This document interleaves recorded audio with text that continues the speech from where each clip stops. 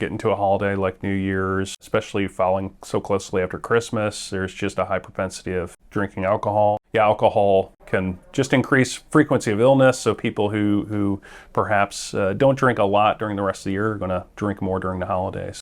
Even if they're not big drinkers throughout the rest of the year, it's a time when a lot of people will drink too much just because they don't know their limits. And so because of that comes all sorts of potential injuries, just more accidents, more health issues. Really important to know what your limit is. A lot of baggage with it, whether it's just you experience more domestic disturbances and fighting. The holidays are a very high risk time, as we would say, for anybody who struggles with substance use, whether that's alcohol misuse or illicit drugs.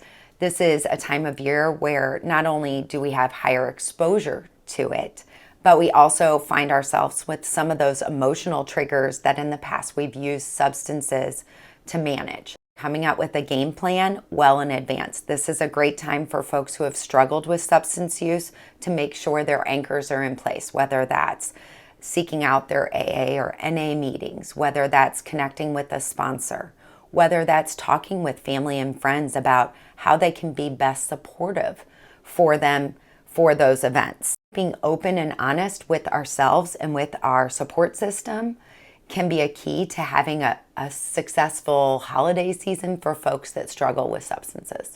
I think helping people to recognize what those consequences are after that, the emotional consequences. Do you find that your depression actually gets better or worse after you maybe drink heavily at a family event?